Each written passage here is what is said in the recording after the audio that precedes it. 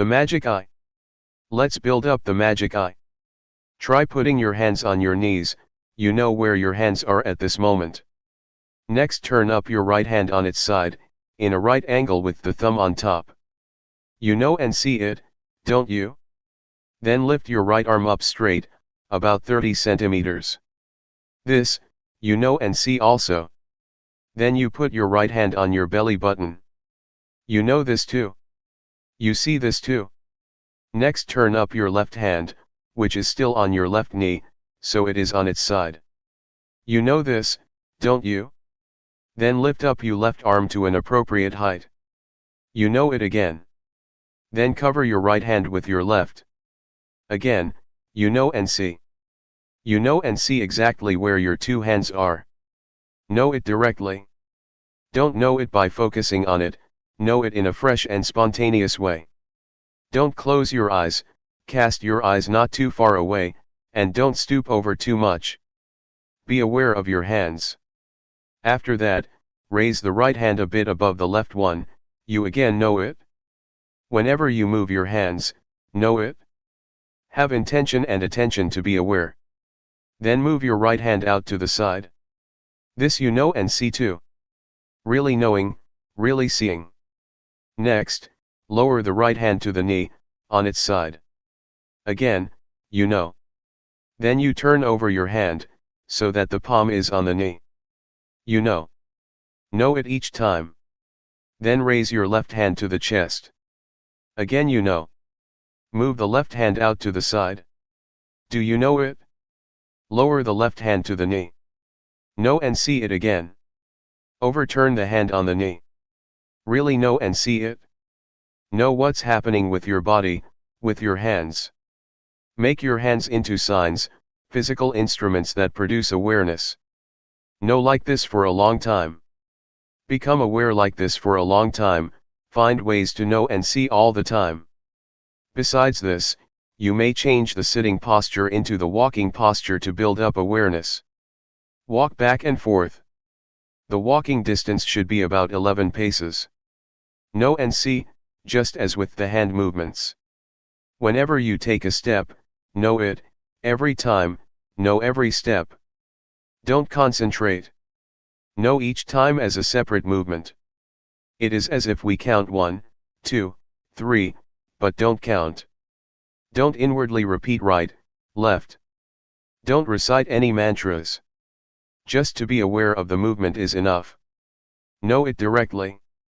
One shouldn't use reasoning or follow feelings of like or dislike. Experience the movement in a pure and spontaneous way. Don't be tense or overly determined. Let the mind be at ease, cheerful and clear. Be diligent to know. Keep finding ways to know, always. Things that can be known really exist. Wherever the hand moves, really know it. This is not knowing through thinking, it is knowing through experience. We build up awareness with intention. Be diligent to know many times, to know a whole day, many days. When you first set out, you might lose awareness sometimes. Never mind. It doesn't matter. Start again. You can know anew. Have you ever been with this knowing for a whole day? If you had time to train yourself to be aware like this for a week, would that be a good thing? So far, in our lives, have we been with awareness or without awareness? We must change the posture with awareness. Don't just change as soon as a thought comes up to change. Beware of thoughts to change the posture, don't let thought guide you. Let yourself be guided by awareness. Find ways to know and see like this more and more. We determine to watch. We know the body. Various conditions may arise that make us lose awareness. Determined to watch the body as it is moving. But there will be things that make us deluded. For example, feelings, painful feelings arise by themselves, they are conditions of the body. We don't go and look for them, they arise by themselves. See them, don't be caught up in them. Don't let there be a self in feelings, they are feelings by themselves. We have the magic eye now, we are the watcher. Now, and we are no more the one who is caught up. Whatever arises, we look. There is no I, in feelings. Watch and see. They are there, they exist by themselves like that. Whatever comes up, we are the watcher. That there is pain and aches is called Vedana, feelings, in Dhamma language. In ordinary language, we call it happiness and suffering. They are there, they exist together with Rupa, the body. This kind of suffering cannot be solved, it can only be diminished. Relate to these conditions in the right way. Don't get caught in them. They are not a self that should be grasped or held onto in any way. This is the magic eye. We see now that things are just like that. That is the way that they exist. Whether one knows or doesn't, that is how they are. It is their nature to be like that. They are conditioned like that. There is not any self. Next, one will see the mind that thinks, without having to look for it. The mind thinks by itself. It stealthily thinks by itself. We see it again. Don't get entangled in thought. Don't look at thought through thought. We possess the magic eye now. We just watch on and see things continuously. Then we return to look at the body. See the body as it is moving this way and that. As we're moving the hands with intention, as we're doing walking meditation, or when we're not moving our hands, when we're in another posture, watch it and see it. Become skilled in watching and seeing. There is just the one who is watching, one doesn't become the one who gets caught up in things. Before, we got carried away with the various conditions. We would lose ourselves with pains and aches, with the heat and the cold, with hunger, etc. But now, we know how to separate. The body is one thing and the feelings of pain, the aches, the heat, the cold, hunger, etc. are another thing. The stealthy thoughts about them, is yet another thing. The kind of thoughts that we don't intend to think. We see this now. Don't believe all of those stealthy thoughts. Don't go and follow all those sneakily arising thoughts. Don't let them fool you. Mistakes will arise from it.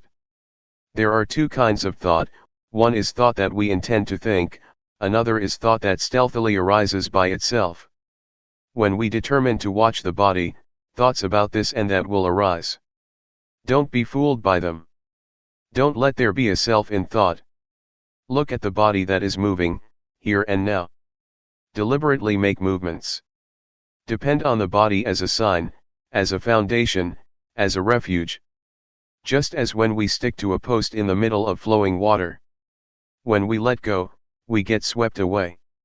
Then we struggle to get hold of the post again. This is just the same, when unintentional thoughts arise, don't get deluded by those thoughts but come back to watch the body, as it is moving, right here. This is the magic eye. To watch like this.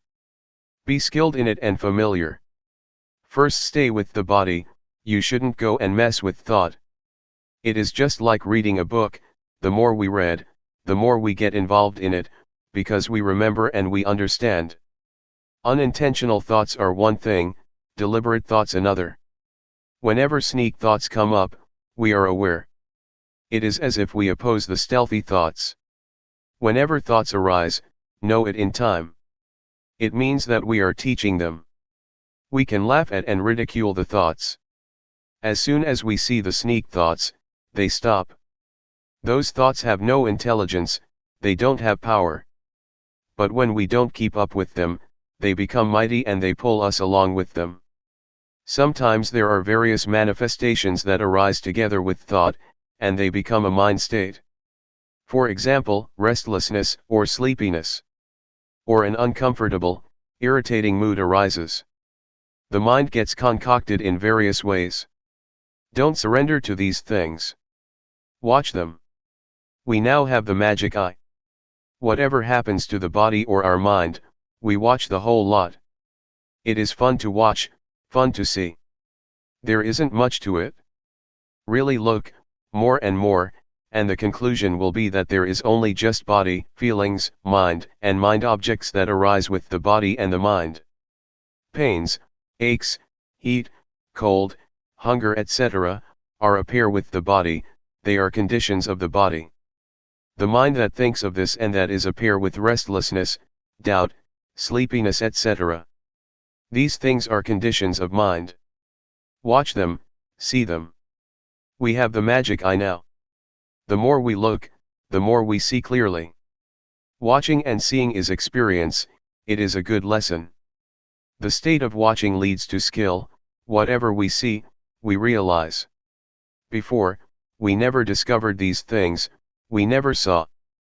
But when we discover and see these things often, we see clearly, just like seeing a person, we remember his or her face, and we know his or her character, that is a good person or a bad person, we know how to associate or not associate with him or her. We see what is what. The body, feelings, the mind, and mind objects are just rupa and nama, materiality and mentality. That which sits here and walks, is rupa. Thinking this and that, is nama. These two things live together, one cannot separate them, when they get separated, there is immediate death. The magic eye really discovers and sees this, so one realizes and truly sees things as they are.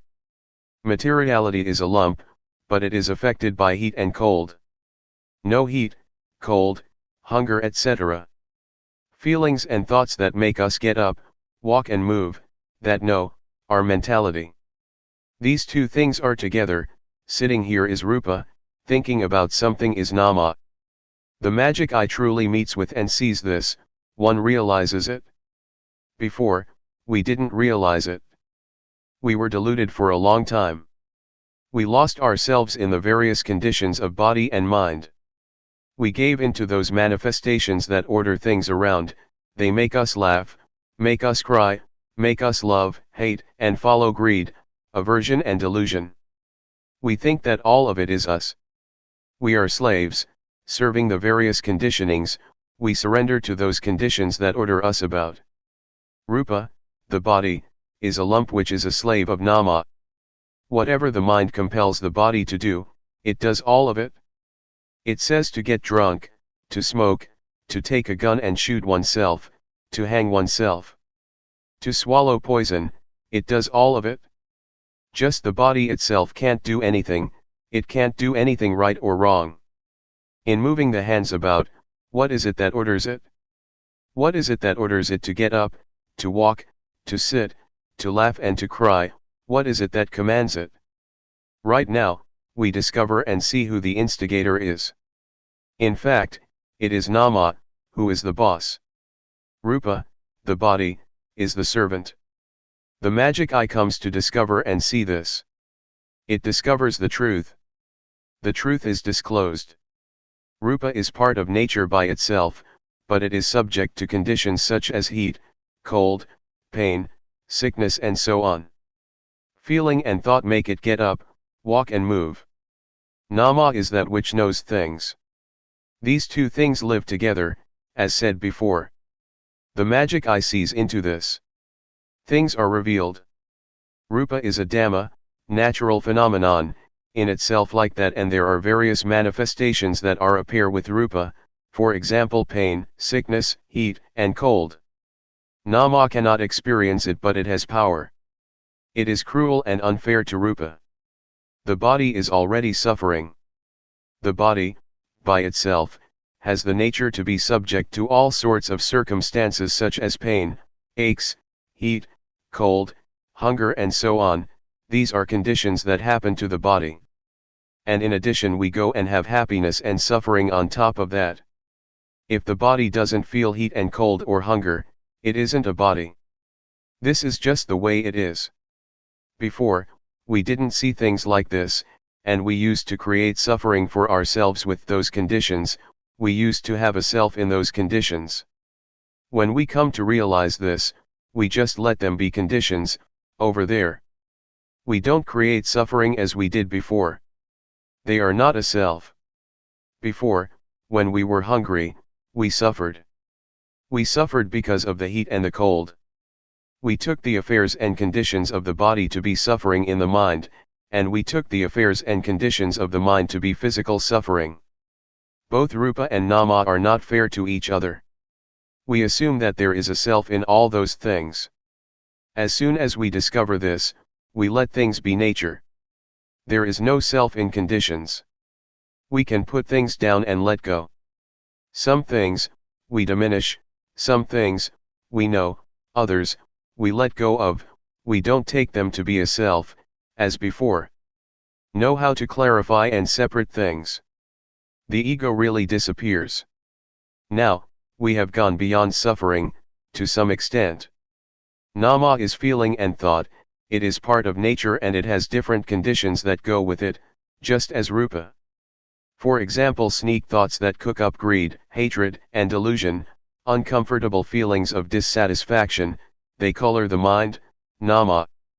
They are not the mind, but they arise together with the mind. The magic eye sees clearly that those things are conditions of the mind, they are not the nature of the mind, they are just conditions only. When we don't realize it, they are a big deal. They have destroyed many people already. People who assume that there is a self in conditions, that it is I, who is angry, I am the one who is angry, and so one follows anger until people come to ruin, and a problem arises for society. The magic eye clearly sees into this matter and can really distinguish between those conditions and the mind. Originally, the mind abides in normality and is pure, but the various manifestations that arise in the mind, make the mind defiled and dirty. This is similar to clouds that obscure the moon, darkness appears and one doesn't see reality. It is like the saying of Angulimala, a bandit who lived at the time of the Buddha and became his disciple. Before, I didn't have realization, I was heedless and blind. But now, I am no longer heedless as before, I have overcome blindness just like the moon that is freed from clouds. The magic eye knows how to separate further the various conditions that happen to the body and mind. They are things that are not permanent. Greed, hatred, and delusion, for example, are not permanent. We can no longer follow them. Especially stealthy thoughts, a thought comes up and greed, hatred, and delusion arise, it turns into defilement and craving, into lust, proliferation, into becoming and birth, of self, they arise and pass away. As soon as we have the magic eye that realizes abreast of the various conditions, it catches them easily. They are no big deal. We see that it comes down to the causes of either knowing or being deluded.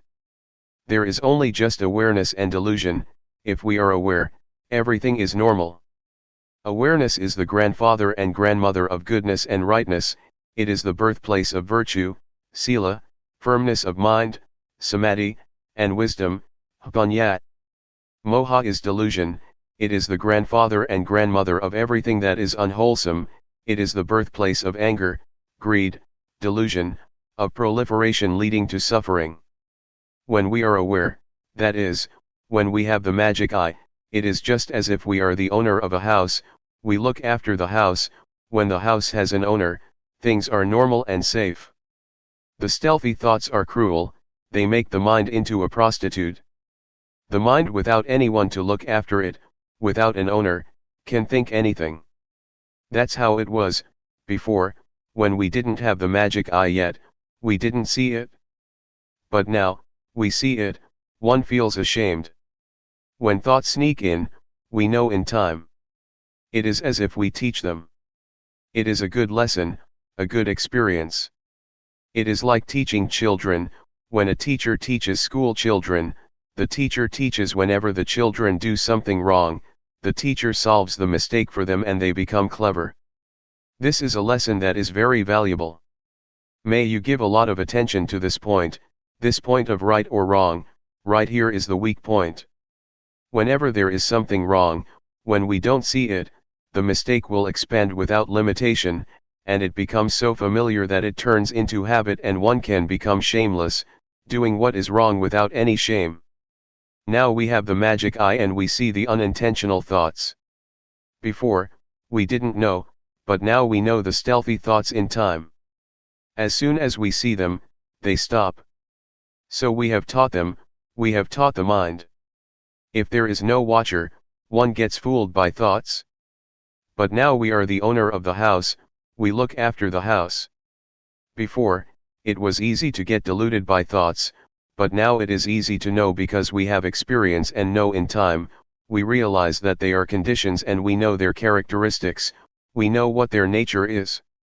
The magic eye sees clearly that the different conditions that arise with rupa and nama, are not permanent, not sure. They are just like rubbish, they are impermanent, valueless, and they are not any selves. So we don't cling to them as being any self, we throw them in the rubbish bin, that is to say, the three characteristics. The three characteristics of impermanence, valuelessness, and not self, are like a rubbish bin. Impermanence, valuelessness, and non-selfhood belong to greed, hatred and delusion, those things are rubbish. We now have and see the place to discard them. It is like having a rubbish bin in front of your home. When we have a bin, our home becomes clean. Now, we don't have rubbish, as we did before. Before, we had rubbish all over the place, there were stains of love, stains of regret, stains of loss, stains of gain, of desire, anger, delusion, we were filled with these things. But now, it is really clean.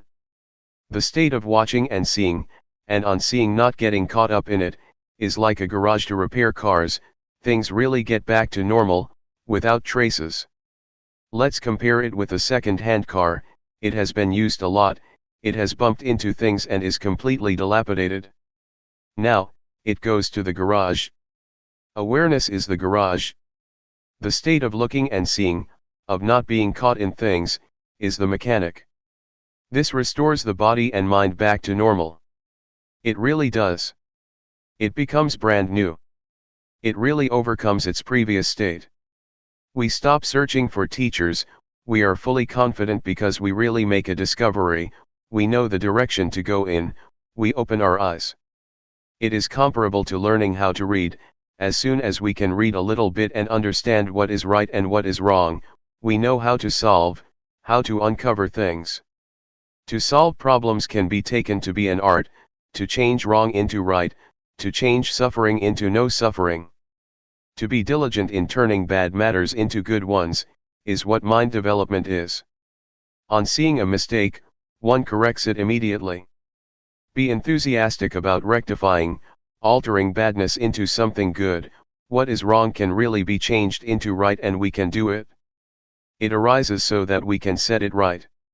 Realize and really see clearly into rupa and nama. What is their nature? What are their conditions?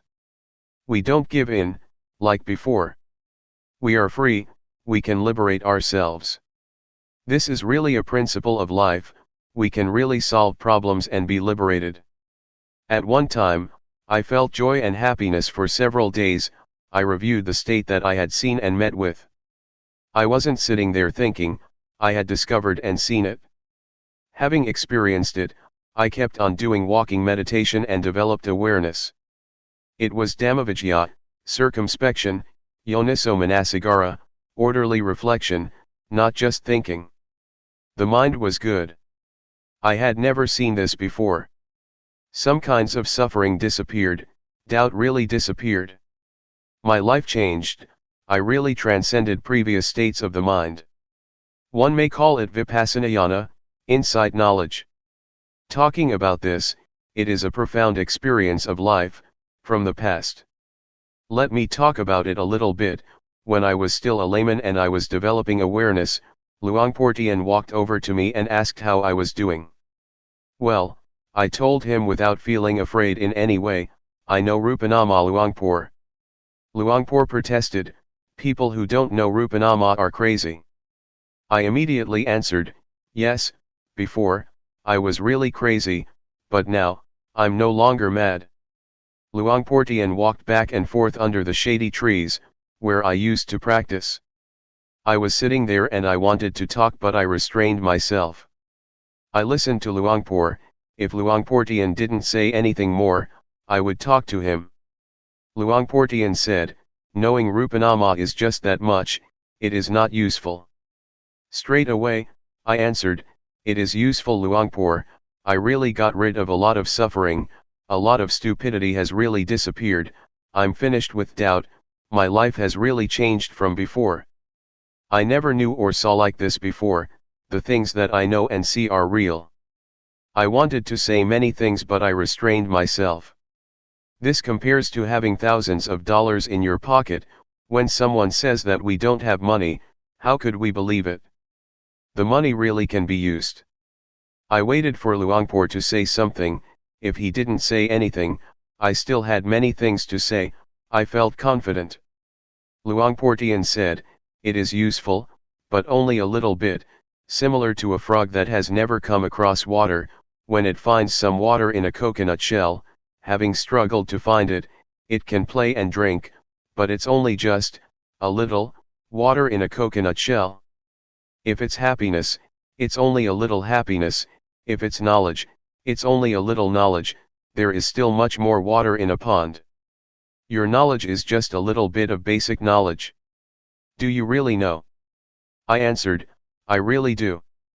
I was still a layperson at that time and I had never known or seen anything before.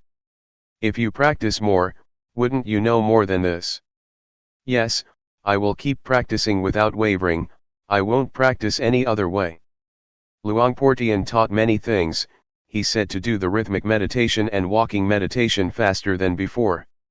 Work with the mind, watch the body with sati, awareness, watch the mind with sati, watch the mind with the mind. Watch and see suffering, watch the suffering of Rupa and Nama, Rupadhamma and Namadhamma, the disease of Rupa and Nama, the convention of Rupa and Nama. One is very confident, the path reveals itself. It is like demolishing a house. We know what to take apart, what to do first and what later, things go in one direction. It is similar to having found a path. We can walk easily, conveniently, and comfortably. We watch and we see suffering, we see the suffering of Rupa and Nama.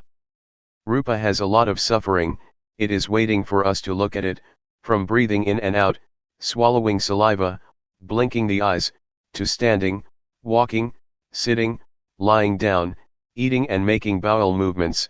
They are ways of the body to relieve and diminish suffering.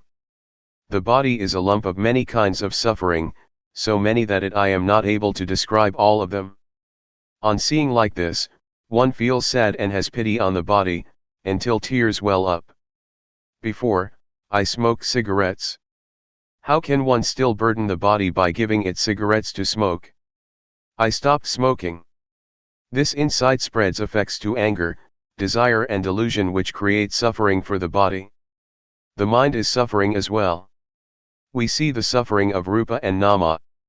The body and mind affect each other, they don't treat each other in the right way. For example, heat, cold, hunger and pains, create suffering for Nama, until one is unable to sleep at night, unable to eat, and sometimes diseases, pain, and even paralysis arise because one thinks a lot. All kinds of stomach disorders arise. Let me give an example. At one time, I went to teach the Dhamma in the north. 3 monks came with me. We traveled in an orange car. We had to sit in the back, squeezed together. It was summer and the weather was very hot. The driver stopped for a long time but didn't turn on the fan. The other monks complained that it was unendurable. One could see the suffering on their faces, they were sweating. I was sitting on one side and said inwardly, I can endure it, never mind, it's just like this. Someone who doesn't understand nature, nor the conditions of body and mind, is punished with agitation. There is suffering in the mind, there is a self in the agitation, one loses oneself in the agitation, until there is suffering. If we have realization and know how to separate Rupa and Nama, they don't have to affect each other. When we realize this, justice arises between rupa and nama. The state of seeing, the awareness that watches, is neutral, justice arises. Awareness is the source of all goodness, the market of goodness. Justice has to arise from us first, it would be difficult to find justice externally. The magic eye sees like this, and it is just as if rupa and nama are not going to oppress each other anymore. They go their separate ways, from that moment onwards until now. We realize the nature of rupa, we know what the conditions of rupa are, we realize what the nature of nama is, we know what the conditions of nama are like. We review the things that we know, this clarifies things and we can really be free. This penetrates down to the diseases of nama and rupa. The diseases of the body and the mind are innumerable, this gives rise to a strong feeling of disenchantment for suffering. One clearly sees suffering and is able to get out of suffering. The body and the mind act, they do good or bad, because of this rupa nama, they abandon evil and do what is right, because of this rupa nama. Real confidence arises about this. Another thing is rupa dhamma and nama dhamma, it is their nature, it happens by itself, nature reveals itself. Wherever there is suffering, all of it is revealed. We know all around. Now, we see the state of life, it is a principle. There are right and wrong principles. Before, we used to believe all sorts of thoughts, for example, knowing what merit is through thinking. Thinking according to what people say, thinking that one gets merit from this or that, from something external.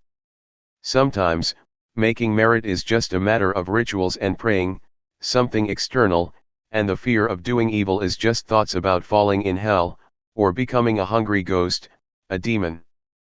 But now that we have discovered and seen things, we abandon what is evil and do what is good, that's what we use the body and mind for. Doing good has a good result, doing evil has an evil outcome. This is what religion is, religion means oneself. Not thinking, doing, or speaking evil things. If anybody still thinks, does, or speaks evil, it means they are still without religion, even though they may say, Buddhang saranang gacchami, Dhammang saranang gacchami, Sanghang saranang gacchami. I take the Buddha, Dhamma, and Sangha, as my refuge.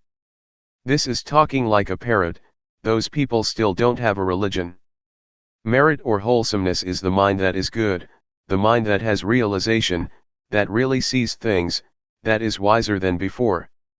The magic eye sees like this, it experiences things like this, there is no need to ask anybody whether one gets merit or one is doing evil. It is similar to having eaten one's fill, do we go and ask someone whether we are full yet? We can answer that ourselves, there are no questions, only answers. Others can't give the right answer, we have to answer ourselves. When there is watching, seeing arises, when on seeing, there is no being caught up, it is liberation, it is right there. The various kinds of suffering let us know. Relate to it in the right way, some kinds have to be diminished, others have to be known. Before, we didn't have realization, we thought that all of it was self.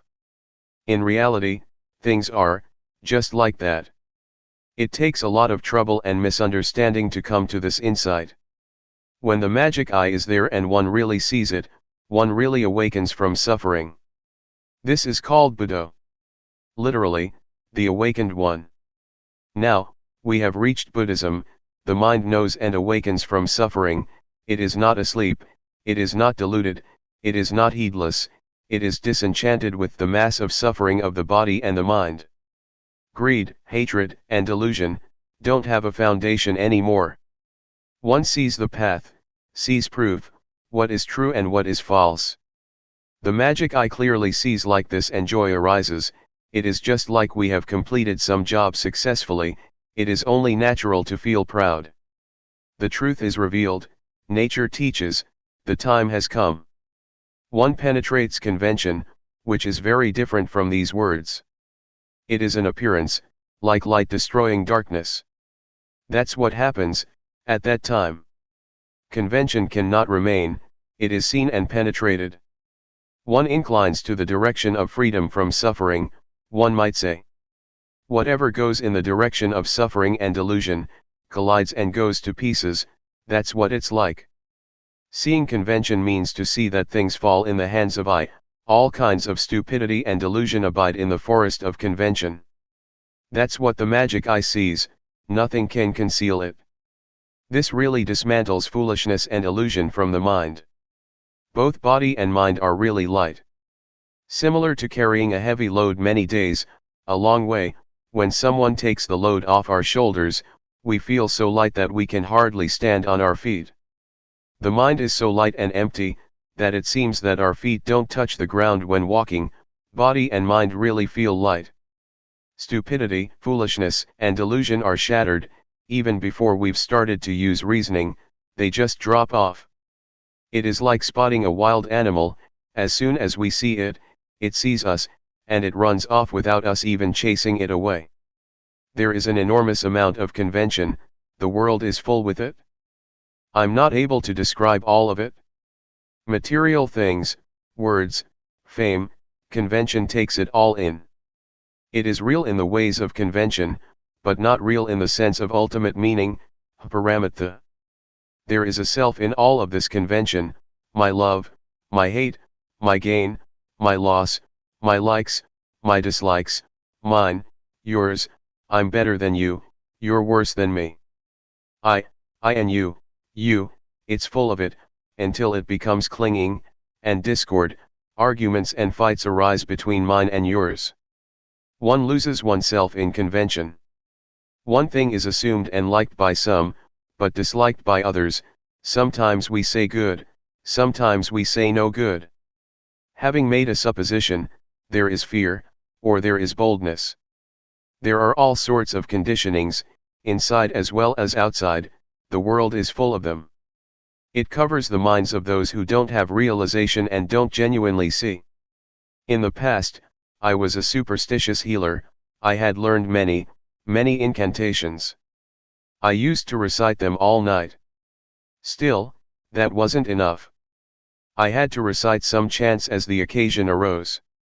If somebody wanted me to chase off a ghost, I had to chant the verses for chasing away ghosts. If I didn't recite, I wouldn't be fluent. Some incantations, I had to recite until I became as big as the room and my skin became tough. If on reciting, I didn't become big and my skin didn't become tough, I couldn't stop and should recite more fluently. I was really going for it. I thought I was a special person, but in fact, it was all just madness. In the past, I had tattoos all over my body, but they were red, you can't see them. If they had been black, I probably would be a statue of foolishness. All this has fallen in the well of realization, of really seeing clearly. It cannot remain, there is only incisiveness.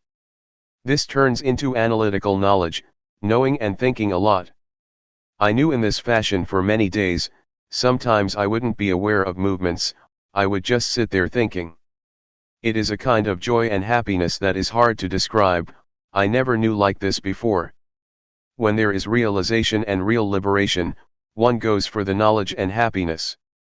But I had heard Luangpor Teean teach after the morning and evening chanting, which I applied to my practice. He taught that when there is knowledge, don't be the one who has knowledge. When there is happiness, don't be the one who is happy. Watch and see it, don't be the one who is caught up.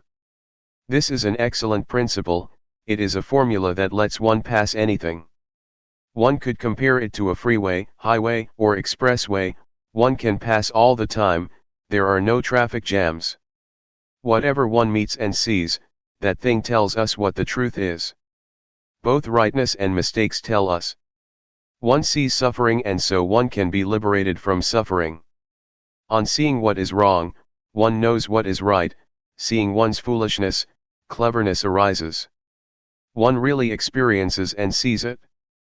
The state of watching and seeing is something excellent, there is liberation in it.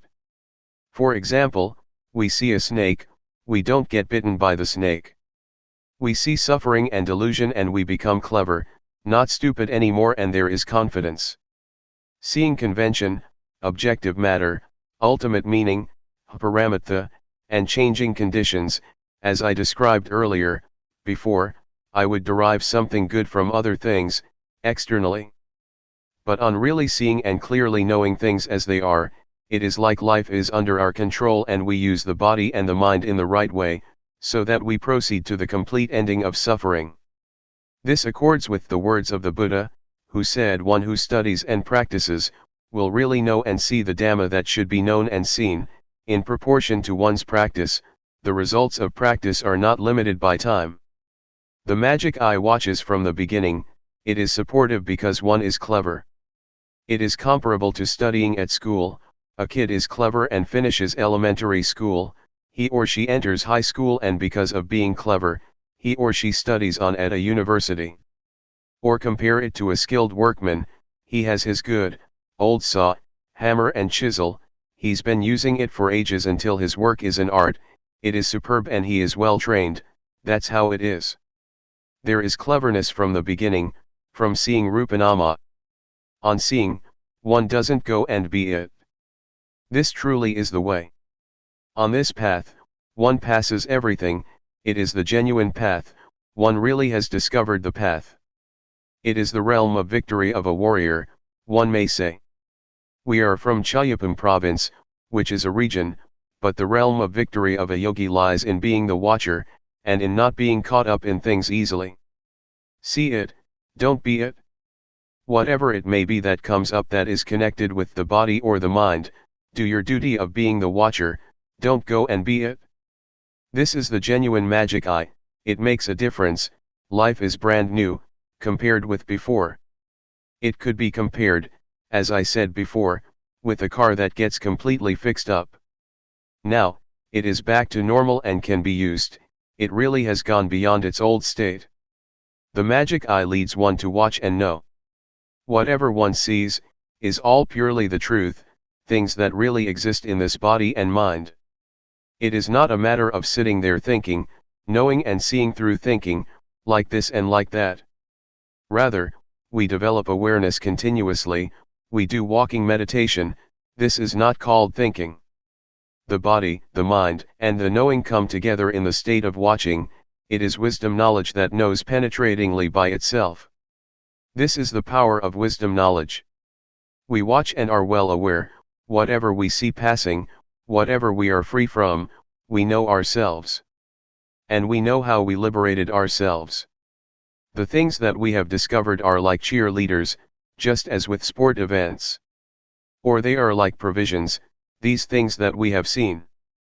This state of watching is a fundamental principle, from the beginning, discipline, through to the end. It is a very high level, just like studying well. Having finished elementary school, one goes on to high school and then easily up to university. That's the way it is. There are also people who don't know. They say that they know many things and they can talk well, but the way they express themselves shows that they don't know. Their actions and the way they talk indicate ignorance. They just know from memory. This is not high class and they don't get anywhere. Recently, there was a project to ordain more than 10 boys as novices, during the summer, and then to let them study further at a high school. They stayed for a year and then one of the novices was sent back to the monastery. They said he couldn't read. He had finished elementary school but couldn't read. No matter how they tried to help him, it didn't work. So they sent him back. He couldn't go, even though he had somehow managed to get through elementary school. He didn't make it. Some practitioners of Dhamma may be like that. They can't make it, they are still fooled by conditions, they are seized by Mara, the personification of evil. The state of looking and seeing, and having seen, not to be caught up, lets us really go through. It really sets us free. We see suffering and we really escape from suffering. The beginning stages, from discovering Rupanama onwards, liberate ourselves continuously. Things are erased until zero remains. One cannot go back. We really have a foundation. 5 minus 5 really leaves 0. Having seen the body, feelings, the mind, and the mind objects from the beginning, we have discarded them. At that point, we're already in a different world. Then, we see convention, objective matter, ultimate meaning, and changing conditions, and the various conditions drop off. On seeing impermanence, valuelessness, and that there is no self, we throw things out so that everything is all gone and it is clean, there is no disorder anymore. Cleanliness and dirtiness teach us. Heaviness and lightness teach us. How can we let things become dirty again? It is like things continuously are brought down to zero. When one does something for a long time, one naturally becomes skilled in it. When one practices awareness until one reaches the state of watching and knowing the body and mind, one becomes skilled in the ways of the body and the mind. It is easy to be undeluded, easy to know because one has victoriously crossed over a mountain that obstructed one, namely the Nivaranadhamma, the 5 hindrances. There is readiness to see thought, one is tuned into stealthy thoughts. One is faced with them, suddenly. They come through a door, and the state of watching is already at that door. One hits them on the spot. The sneak thoughts are at the end of their tether, they are destroyed, that's what they deserve. Before, we saw them too, but we saw them glossed over. Now, we see them openly and in time. They cannot be concealed again. It is as if the state of looking is the judge, and the sneaky thoughts are the accused who confess because there is evidence. They surrender and can't escape. The truth appears. There is no way to deceive or cover things up anymore, they have lost completely. Stealthy thoughts are the origin of suffering. Conditions have deceived us for a long time, we only just found out now. This may be called a victory in life, it was a profound experience in my past. Let me talk about it a bit. At that time, I was sitting in my hut, close to Luangpor Teean's hut. This hut was made from the wood of a coffin, the paper was still stuck to the planks. It was made into a small hut. This really is the profound past of my life. At the Buddhayana forest, a monastery in Loi province, almost 30 years ago, people were practicing very diligently. After the meal, we would take our bowls mindfully back to our huts, we would look after ourselves. When sitting in the hut, we would leave the door half open, that's what Luangpor Teean told us to do. Someone who closed the door of his hut, was assumed to be taking a nap in the daytime. When Luangpor would come by, he didn't dare to knock on the door, being afraid that the person inside would be asleep. These are meaningful memories of my life. The magic eye discovers and sees the stealthy thoughts, and the sneaky thoughts are the loser, they fall apart. It is a bit like bowling, I saw on television how the ball scatters the pins about. It is similar to that, the whole region falls over, they affect each other. The I, that used to exist in sneak thoughts disperses like a little wave. It is similar to seeing convention, suffering, foolishness and doubt drop off. Anger, desire, and delusion are pacified until hardly anything remains of them. That's what they deserve. Anusuya, latent tendencies, habits, stealthy thoughts, and proliferation shrink back, it is the destruction of everything that is not right, there really is no lingering to all that. Thoughts that arise stealthily are very dirty. Before, we could think anything, and we did, thinking without any sense of shame, caught up in stealthy thoughts like a madman. But now, we see that unintentional thoughts are very dirty, very gross. If we compare it to an offender, this is the number 1 culprit, as for actions of body and speech, they are culprit number 2. I used to think that thought is something refined, before. Whoever doesn't see it can think anything. Thinking completely shamelessly, thick-skinned.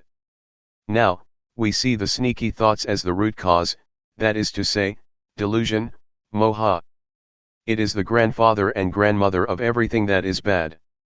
Because of thought there is concoction, anger, desire and delusion, defilements arise, craving, lust, ill will etc.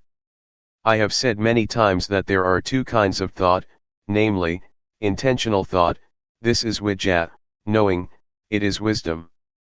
Stealthy thoughts, the second kind, are avijja, not knowing, delusion.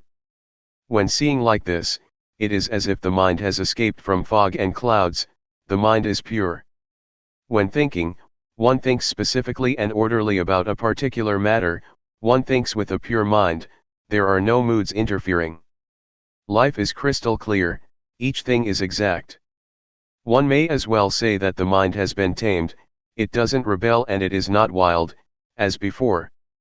There is a change in the mind, at this point. The mind is on a higher level than before. At this stage, I could say to myself that I am a human being. Before, I used to be a man who would have ups and downs. I would be affected by everything, the mind would get carried away with all kinds of conditions. But now, it can no longer be like that. This is what it means to be a human being. Being over-serious and tense, the mind that goes up and down, these conditions are worthy of being fed up with. I feel ashamed of those states of mind. Putting it another way, at that time, I was an angel because I had a sense of shame towards myself.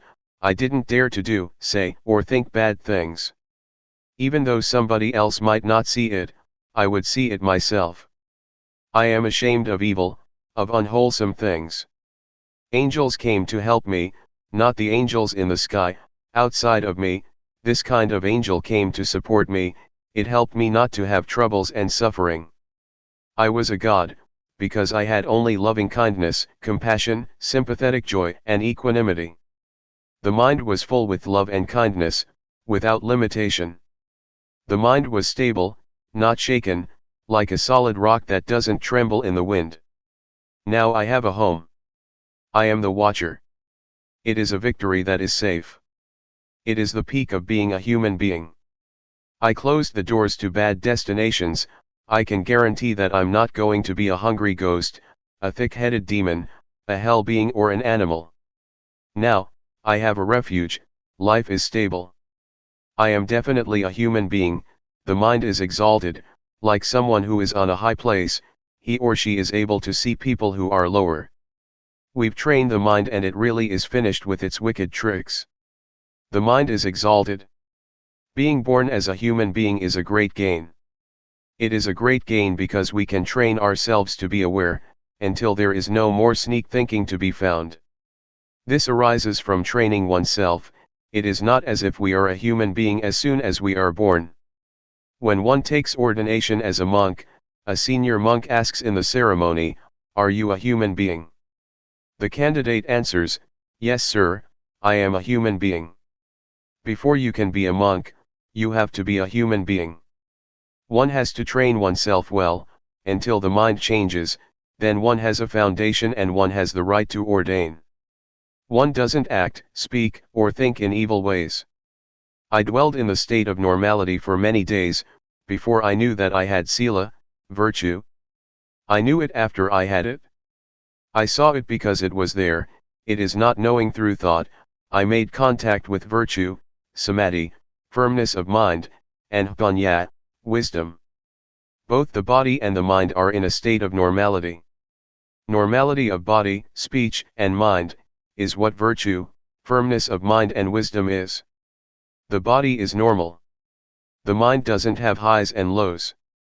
Wisdom is to understand conditions thoroughly, from knowing Rupanama onwards. One overcomes proliferation, really being liberated from it, it doesn't come back again. It is like we have a good job and enough money, there is no hardship as before, no more struggle and endurance. Virtue, firmness of mind and wisdom, together with the angels and gods, all come to aid. Someone who is angry, who has desire, is deluded or is suffering, is a poor person. It is like that. Even though I was doing walking meditation and building up awareness, it all came together in just being the watcher and the knower. It is the same seeing. This is the eye that sees the Dhamma. At this stage, one has escaped from danger, on one level. The hindrances, delusion, and restlessness don't come to bother one is going towards having virtue, firmness of mind and wisdom, fully. The state of watching and seeing, and on seeing not being caught up, is the path. This is what it means to live the spiritual life. Purity arises, virtue is pure. The six senses, i.e., the eye, ear, nose, tongue, body, and mind, become composed by themselves. One doesn't have to sit with the eyes closed in order to get away from something. While doing walking meditation or standing, one can have a mind that is firmly established, samadhi. One advances to the state where there is only just watching. One is no longer a servant of conditions. There is the unconditioned, visankhara. This is something different, it's another world. Sometimes, I would review the stages of practice that I had passed, the principles that I had discovered, how I was liberated in stages. It's like going on a long journey, one passes this town and that village, leaving them behind, which indicates the direction of the goal. Let me give a comparison. At one time, I traveled to the south to give Dhamma teachings. The distance is about 1,500 kilometers.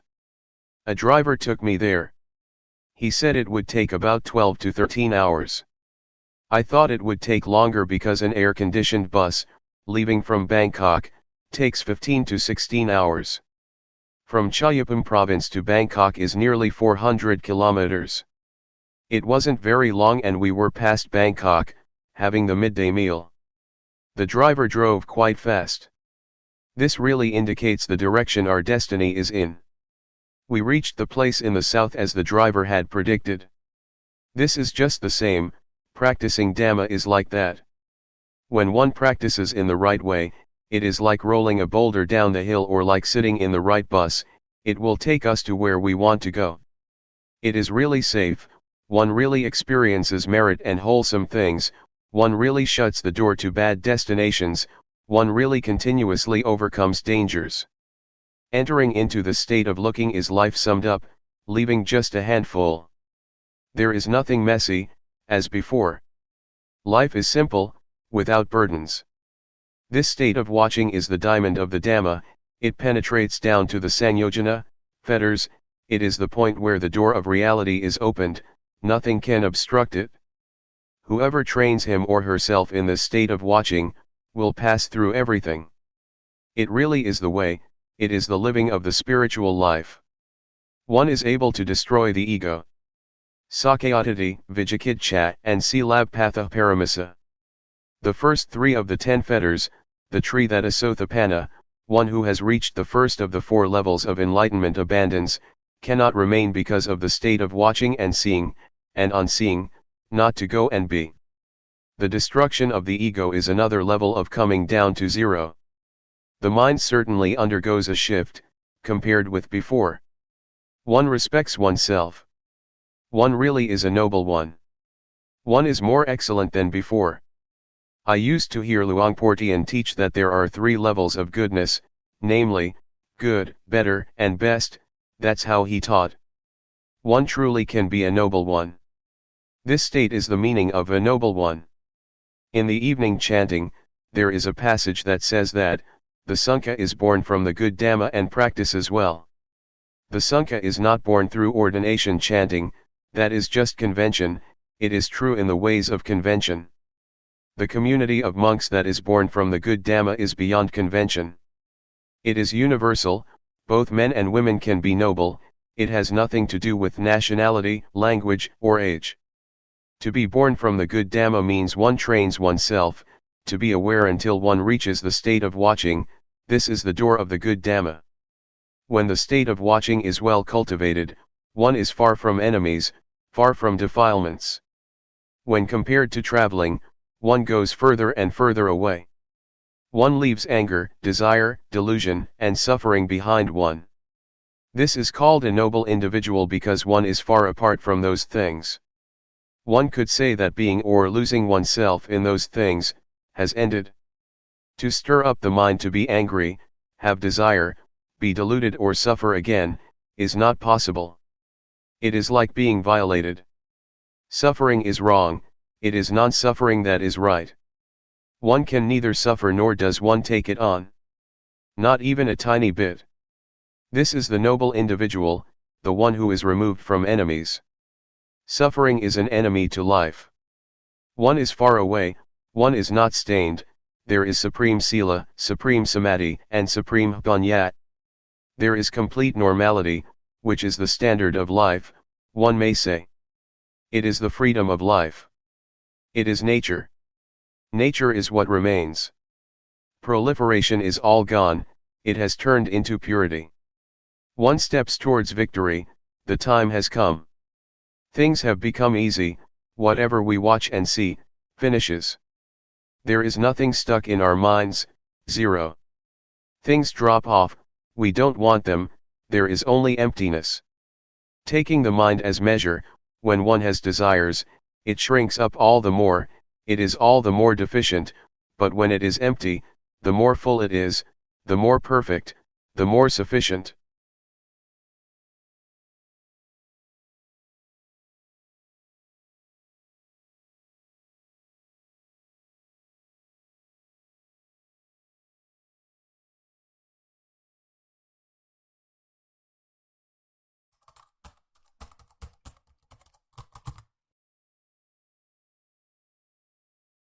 May all beings be at ease, whatever living beings there may be, whether they are weak or strong, omitting none, the great or the mighty, medium, short or small, the seen and the unseen, those living near and far away, those born and to be born. May all beings be